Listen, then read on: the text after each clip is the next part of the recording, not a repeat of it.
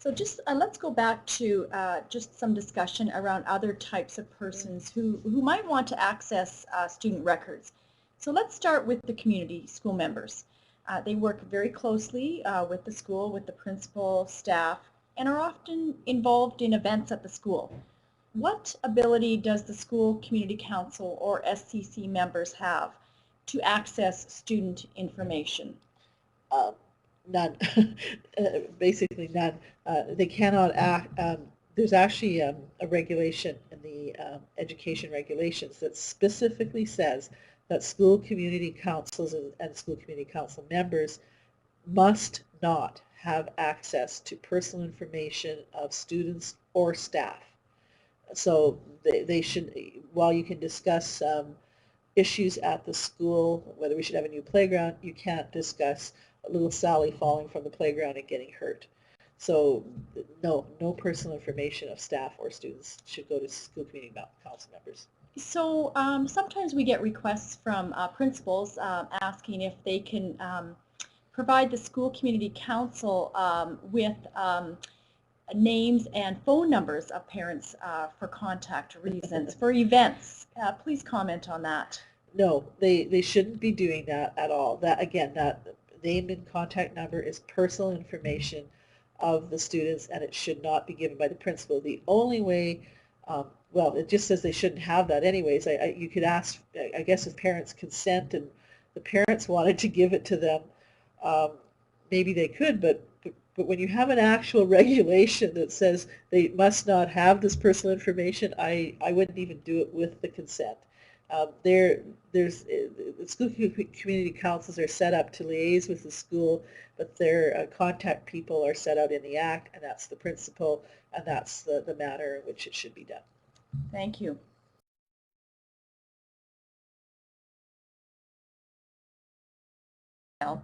Or other student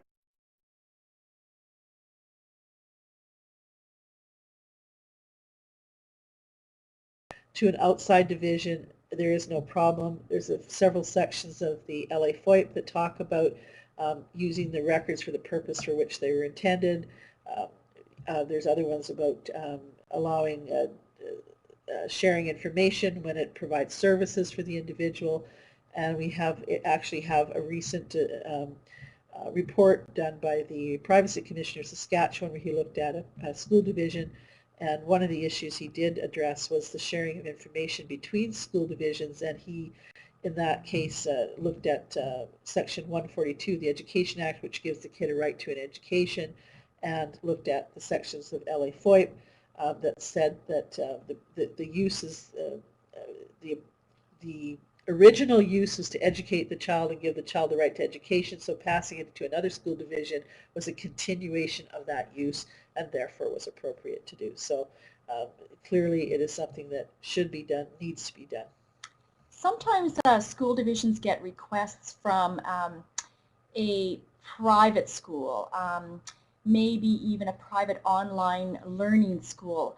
How do school divisions make the decision on whether this is legitimate with regards to falling under the provincial Ministry of Education? What advice can you give on this? When you're dealing with reputable schools that you've dealt with before and you know that they are going to deal with the information appropriately, there's probably no problem. The easiest way, though, in those situations would be to have the parents sign a consent form.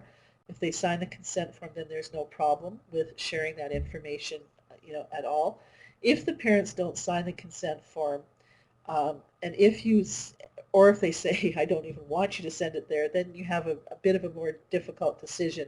So the question that always comes back to, what is the best interest of the child? If it's important for this new school to have this information, then I would suggest to share it, being careful to probably share the minimal of information that you think would be required in order for that new institution to provide, the education. It's a difficult one. If there's any question about it, that's one of those occasions where I'd probably suggest you seek legal advice just to ensure that there's not a problem with it. Because even in doing that, what we might be able to do is say do a cover letter that sort of sets out some understandings or conditions. Okay, thank you. Schools also get numerous requests for information from the Ministry of Education. Is the ministry entitled to all information about students? The ministry, as any other third party, is entitled only to that information which the school can give under LAFOIP. Here we're talking about personal information.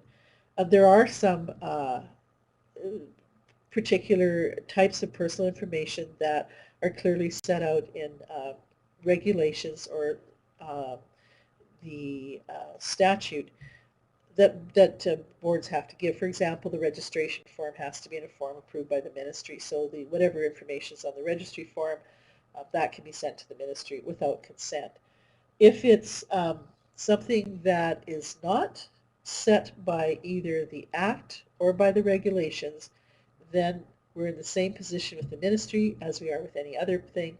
We either need the consent of the parents or there needs to be some way we can find under LAFOIP of sharing the information.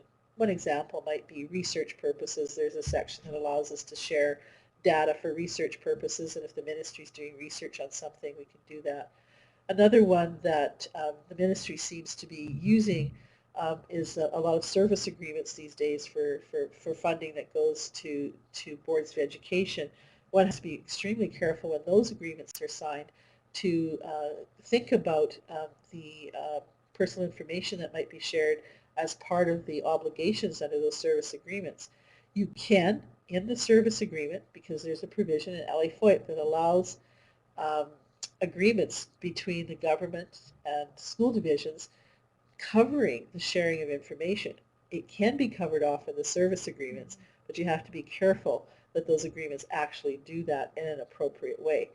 If they don't, you could be Outside agencies such as justice or social services.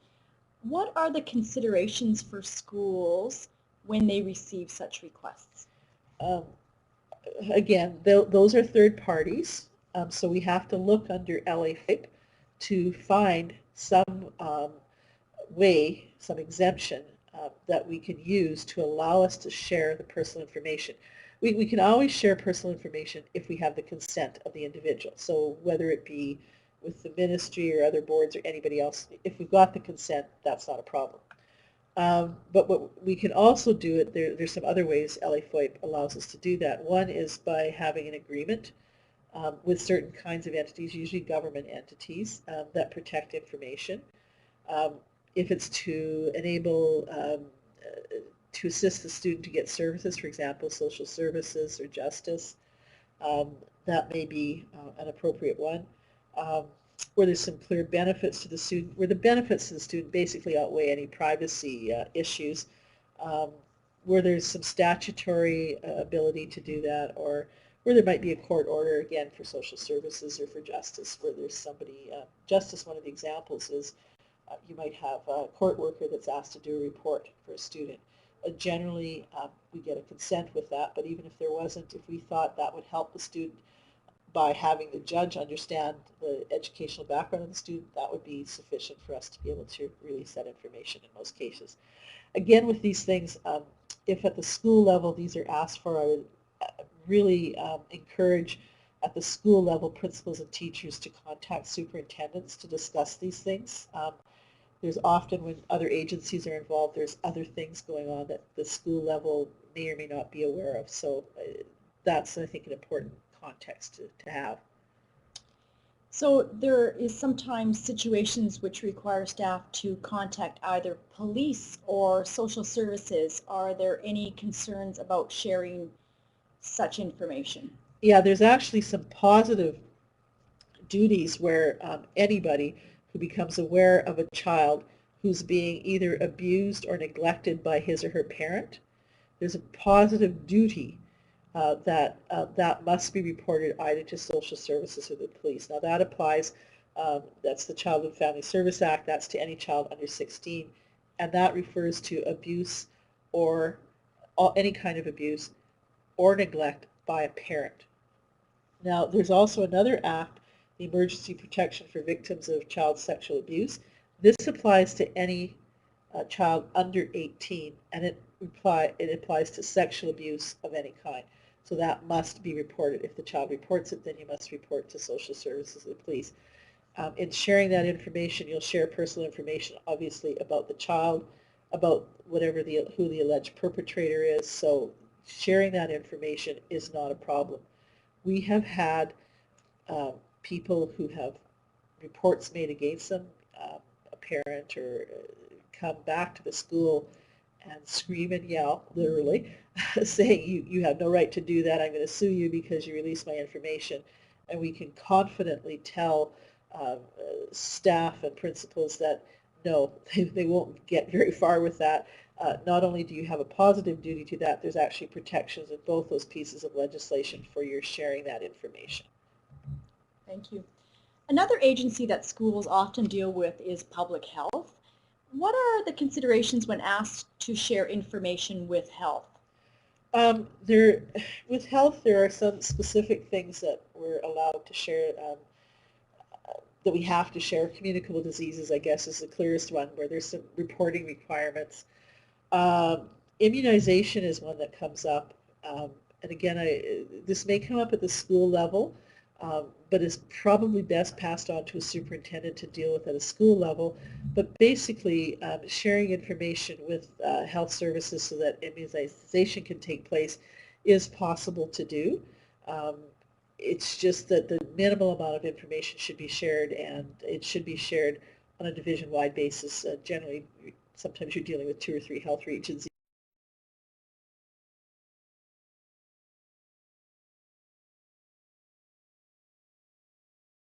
Done on a case-by-case basis for that type of thing. Again, with public health, if the doctor knows there's certain things that have to be reported, what we would suggest in those situations is an encouragement of the child to contact the medical services so that they can get the appropriate services and the appropriate supports that can be done in those particular situations. Again, with public health, as with anything, if there's consent on the part of the child, they may need an advocate or somebody to deal with something. In that case, there's absolutely no problem with doing that. So let's just talk a little bit about inquiries from the police.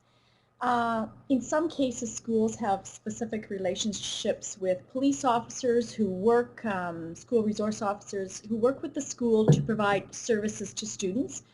Are there any concerns with sharing information with the police? Yes and no. Yes, there are. If it's a casual inquiry about something, no, you shouldn't be sharing with the police any more than you should share with a person off the street.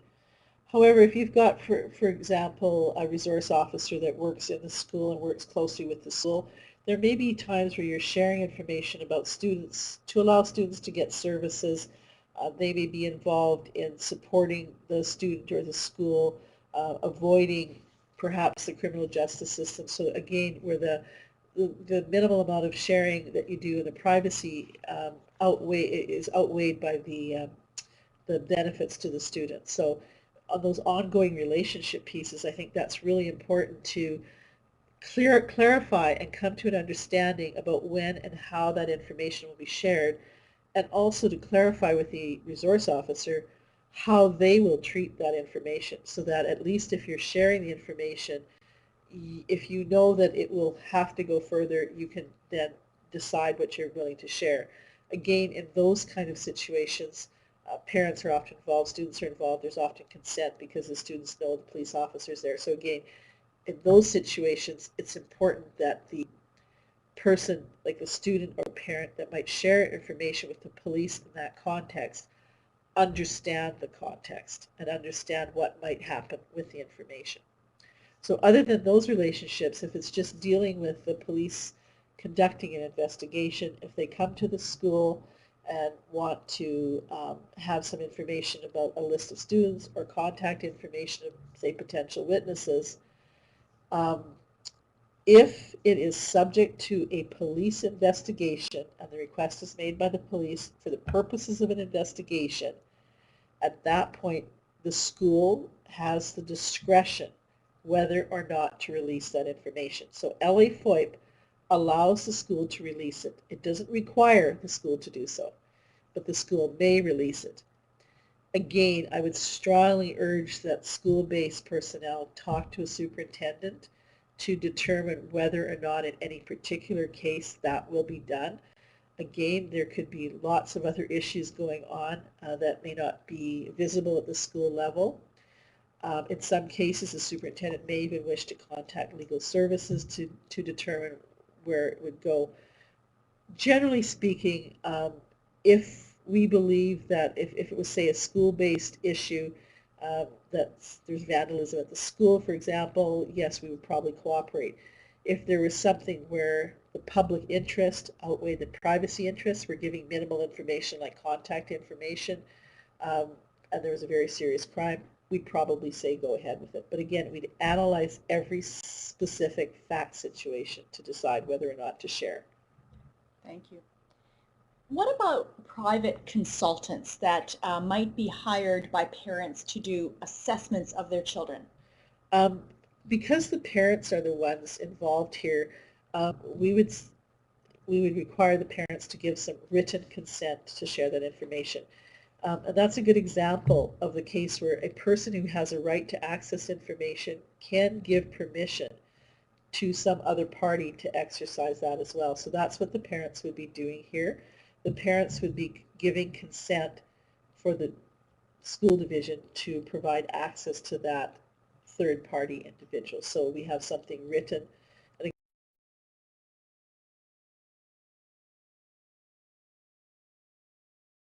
Outside consultant.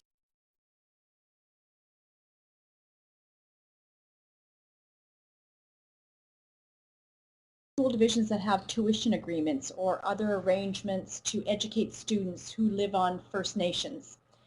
What information can be shared with the First Nation? First Nations will be doing these in accordance with the right of the student on the First Nation to have an education. So the First Nation, through the federal government who has to provide the education services, will be working through their education authority to do that. They will be then entering into an agreement with the Board of Education to provide those services. But it's still the education authority of the First Nations that is charged with the, honoring that obligation. So whatever the agreement is between the it is they who have the expertise and professionalism to understand and deal with that information. Again, if parents consent, it can be shared in other ways, but generally I would share it through the contract and with the education authority. I know that school divisions often get calls from a lawyer asking for information. This can be in custody situations, or perhaps a student is involved with the criminal system. How should these types of calls be handled? Well, again, a lawyer is like any other third party, and if the lawyer is acting for somebody who's not the school division, then you should have some written consent from the individual whose information it is before you release it to that lawyer.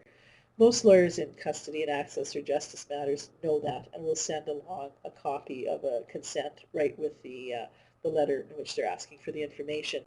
If it's the lawyer for the Board of Education, whether it be through the SSBA or through a private lawyer, if they're requiring information for a file, you can share information. It's protected by solicitor-client privilege, and the same applies to like insurance adjusters. This often, when there's injuries by students or staff, there's often an outside lawyer, but there's also an insurance adjuster that will also contact the school and ask for information. The question to ask is there, who are you working for? And as long as they're working for the school division, then you can share information.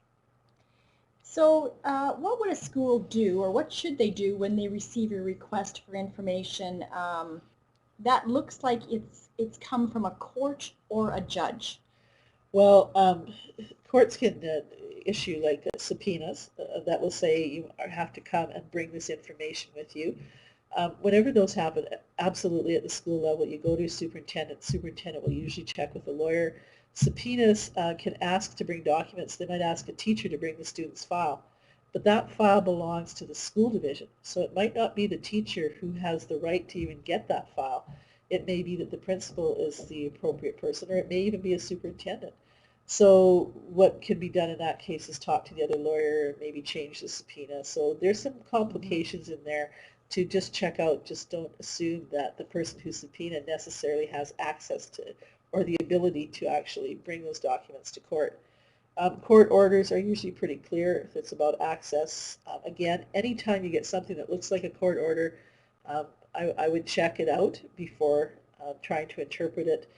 We've had people send bits and pieces of orders and not the entire order. If we need to get the whole thing, we can find that for you. And requests for reports I mentioned earlier, courts will often order those. It is not an order against the schools division. It is an order saying that this person needs to prepare a report. We've had these people phone up school divisions and say, I want to see this teacher, and this teacher on this day because the court has ordered a report. Yeah, that's very fine. What they should be doing is phoning and saying, I want to do a report on this child. I'd like to speak to people that are relevant. Can you please help me? It's up to the school to decide whether or not they wish to help that person. Generally speaking, as I said, it's a good idea, but on the school's terms, on the school's time. Great.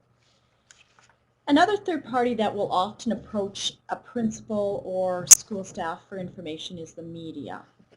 This can be either good or bad. It seems, for example, that whenever a crisis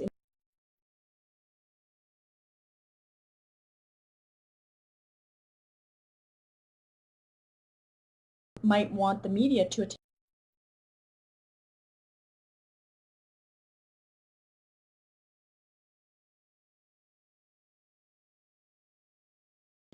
This applies whether it be students or staff. Yeah, it's absolutely true. School is the focus when things happen that involve students, or so we've had like media camped out on sidewalks in front of schools trying to talk to kids as they go by. Basically speaking, the media people need to get their own consents. It's up to them to worry about how they deal with that sort of thing. What you can do at the school level is certainly say to staff, you should not speak about this. You can also tell students you're not to go and speak to those people. So you can set some parameters about how it's to be done. Developing relationships with the media is a good thing, especially in smaller towns. It seems to work better. Some of the larger media, it's sometimes more difficult to do. Having a spokesperson appointed, and it may not be somebody from the school, it may be from central office, so following whatever procedures or process that your board has in place for dealing with the media is crucial. You do not want to start speaking to the media without the appropriate permissions, whether it be a principal or a staff member. That could actually, in the worst case scenario, lead to disciplinary action against the person who speaks inappropriately. So very cautious, very careful. One of the things that's important to say is, you know what, I can't help you with that question, but I'll give you the number of so-and-so and you can call them to get further information and make sure that everybody understands that that's the way to deal with it. When you're dealing with invitations to the media to come to the school, you need to make clear to them whether or not you've got consents for any kinds of photos or names of students to be released. If you have those on a registration form already, then you can share that with them. If it's a specific event, you might even tell parents, look, the media are coming. If any kids don't want to be involved, they should stay away, or whatever it is that you want to do. When the media get there, and you can make sure parents understand this, that if they want to speak to the media, that's their choice to do so. So clarity, but it's basically the media that has to take care of getting their own consents. Thank you. I'd like to move now to specific types of student records and information that might be the subject of application to disclose. One of the types of information that might be requested, for example, is student assessment data. What can be shared and with whom? Student assessment data can be shared within the schools. Again, it's used for the school's purposes. Disclosure to the ministry will depend on the nature of the information. the generally speaking, if you can disaggregate it so that the individuals aren't known, you can pretty much share that kind of information either with the ministry or with the public, as long as it's not able to tell, and not just the student, but also who the teacher is. In some smaller schools, you might be able to do that. Now, we've gotten to a point where we're getting more and more requests from the ministry for individual data on students and information. And so we go back to the general principles of sharing with the ministry if it has to be either under legislation or regulation. Now sometimes it may just be policy or it may be practice of the ministry, so that's something to be very aware of when starting to share specific student data. There's it's not entirely a clarified area at the present time. It's just something to be aware of. Generally speaking, it's very difficult for a school to say no to the ministry when they're asking for it. What I would suggest is that making sure that superintendents know about any of these requests and that superintendents talk about these things and consider how far these things are going so that they can be dealt with on a more divisional or even provincial aspect. So sometimes we may get a request from health for example, to share some tell them from me data from a school. Right. Just in order to inform them. If you're not identifying individuals, you can share the information. So that's where you have to be very careful. What are you sharing?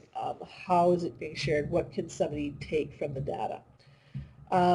If you, again, get consent from the individuals whose data it is, you can certainly share right down to the name and details. So depending on what they need, how much detail they need, that can be subject of a discussion. You can also enter into specific agreements with, again, as I said, with the ministry, or you can do the same with health about what information will be shared. The reason those agreements are helpful is you can set out in the agreement how the information will be covered and shared and what will be happen to it, who will own it, how it will be disposed of, all those sorts of things. So that's something I'd certainly recommend looking at for those types of things. And then one of the more sensitive types of records that are collected in schools are notes, sometimes made by counselors. First of all, is it a legal requirement for schools to tell parents that their children are receiving counseling? And secondly, who in the school should have access to these counselor notes? You're right, those are quite sensitive, and actually the courts have looked at these issues. And basically, whether or not to inform parents, it's always, of course, good to keep parents informed about their children, but in cases where we talked as earlier about mature students that are under, the age of 18, who may request counseling services and where they specifically request that their parents not know about it, we can, in those kind of circumstances, not inform the parents. Generally speaking, as part of our duty to the kids, we keep parents fully informed of what's going on. So generally you would inform parents, but there may be situations where that would be an unreasonable invasion of the student's privacy and parents should not be informed. Now again, within the school system itself, the notes prepared by counselor are very sensitive stuff. Basically, they only should be used by those who need them to do their job, usually just the counselor, maybe the counselor's supervisor, certainly not the teacher or the principal. There may be information that comes from a counseling session that needs to be shared with others, but the notes themselves and the details of other things, the counselor has to be very careful about those. What about access to counseling notes by students, and you mentioned parents, but even courts? What kinds of restrictions might there be? Well, students, we go back to that question, would it harm the student to see the notes? In some cases, that may well be a reason for not sharing those notes. It may be that you would share part of the notes and black some of it out if it came to that. Again, we'd look at the maturity of the student in making the request as to whether we'd actually give that request to them.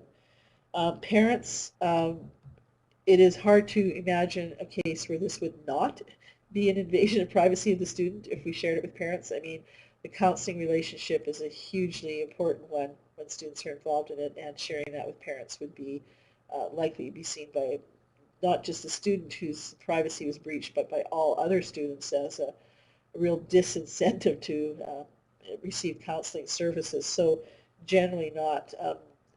Rare occasion, very young child where maybe you need to share something with parents so to help the child, that might be the case. With regard to the courts have actually endorsed that approach. There's a few cases where courts have said we will balance the relevance of the information to the court with the privacy interests of the child, and the courts have come down in several cases on the side of the privacy. In doing so, they have said the counseling relationship is an important one for students and should be protected, and have said not just this student, but all students need to have confidence that their personal information will be kept private. Now, given the nature of counseling records and their sensitivity, are there any special precautions that should be taken in dealing with such records? Well, they certainly shouldn't be.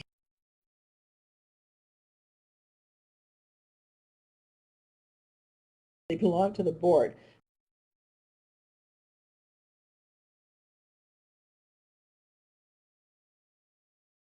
They should not be taking copies of these kind of records. They should be kept at the school. They should be disposed of in accordance with board policy. And if at the school, they should be secure. They should be secure, absolutely. Yeah, good point. Let's move on to another type of record, class lists. I think most people understand that these contain personal information and should not be shared without consent. Yeah, absolutely. This is, names and addresses, so get the consent on the registration form or get it individually from parents before sharing class lists. Okay.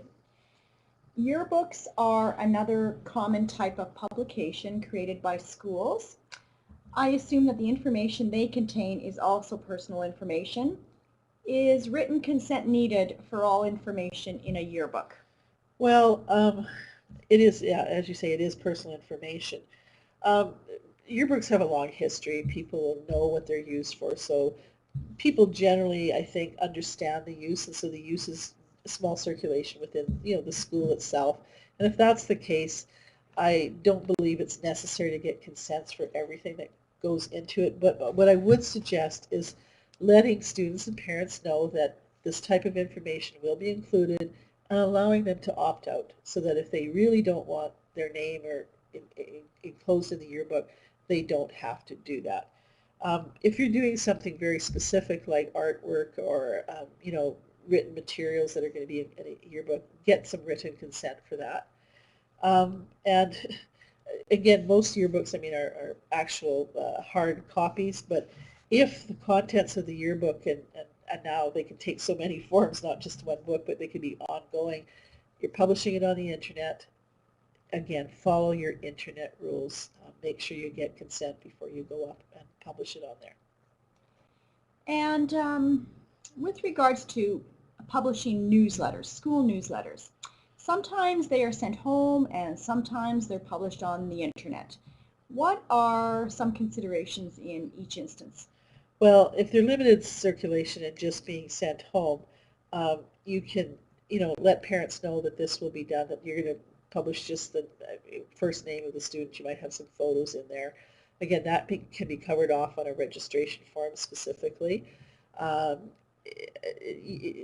Probably better to have an actual consent for that. You might use an opt-out thing if you're being very careful about how you do your newsletters. But again, I'm talking limited circulation, like the little mail out that goes home, or perhaps on a very secure site that might be electronic. But again, as soon as you get into the electronic world, it's just so much easier if some breach is taken that if it's electronic, I would definitely suggest you have the written consents. If it's any other kind, like if it's internet circulation, again, consent, consent, consent. Informed consent, again, that parents know where, who, how, when. So that leads us to a general discussion of school or division websites. I assume that the school must be careful with regard to any information that goes up on a website. Absolutely. I mean, there's just the kinds of search engines that are out there, the kind of data mining that can be done. Student information is, as I understand it, commercially one of the best selling kinds of data. So inform staff of what your policies and procedures, have good ones in place, monitor them, audit them, check them every once in a while, make sure that things are, when you say we're going to only post it if we have written permission, that somebody's checking to make sure that everything that's put up there has written permission, because the worst thing that you can do is set policy and not follow it. Now, let's just talk about graduation time. Often in June or May, June, the schools have traditionally received requests from third parties, media, newspapers, and MLAs have often requested a list of graduates. Just how much information can the school share? It's the same as anything else. It's personal information of the students. The fact that they're graduating is education information, so their names and the fact they're graduating, her MLA, or getting the congratulations or the name in the paper. So you can easily do up a form for the grade 12 students to sign and that allows this or doesn't allow it. Ceremonies themselves are another one that questions come up about. They're not public events. You invite people to them, so you can control the conditions of what's happening at the ceremony, and in terms of photos and so on. So the programs, if you put the name in a program, a list of graduates in a program, it's a limited circulation. There's no problem with doing that sort of thing. So it's okay. What, if any, restrictions are there on sharing information about students who might win awards or scholarships? Again, that's personal information because it's education information. So if you're going to send that to the paper, then you need to have a consent. Now, there may be that when people apply for these types of scholarships, condition that if you win this, your name will be published here and there. And that's a good thing to do. Put it right up front so that people know if you win this, your name will be published. Then then they can sign the appropriate documents at the time when they're submitting it. So that's probably the best way to do it. Other than that, just get a consent before you release the information. Now, we talked earlier about the teachers and students making videos in the classroom. What about parents who come to school events and take photos or a video of their child? They're often capturing images of other children, and that would be personal information of those children. What is the responsibility of the school in this regard? Well, again, a school isn't a public place. So when you invite people into the school, you can set conditions on them when they come into the place.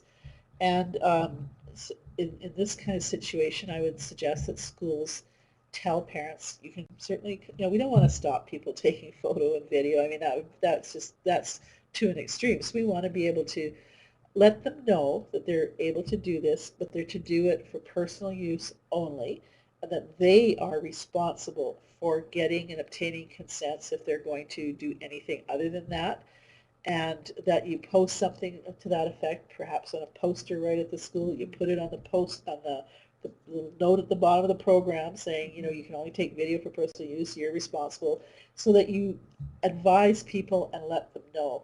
And then you also, let parents know that people are allowed to bring video and camera. They may be videotaping, and if you really don't want your child involved, then you don't have your child attend. I mean, seems a bit drastic, but ultimately you're balancing interests of people here. Okay. The last type of record I'd like to ask you about is what I'll call heritage records. By this I mean older records that might still be found at the school or maybe at the division office, such as old class lists and attendance records or old copies of yearbooks, newsletters, and photos. We often get requests for this information for genealogy purposes or because the community is organizing a reunion.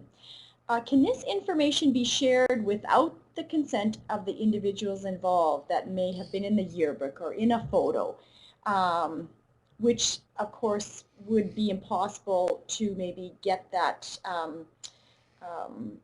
Yeah. It's kind of hard to, I mean, a lot of these Yes. records are so old, yeah. Um, we do get these. It's personal information. Um, it's really not releasable until 25 years after the date of death. So when you get these class lists, you'd have to figure out who's the oldest one and who, how, you know, so it becomes impossible. In this case, what we tend to look at is giving the balance between the public interests and the privacy interests. So if you're giving minimal information, like a list of kids who attended a school in a certain place from a period of 5 years, minimal breach of privacy, long time ago. Um, Public interest is a reunion. You've checked into it. Yes, this person's really doing it for a reunion. So you balance the interests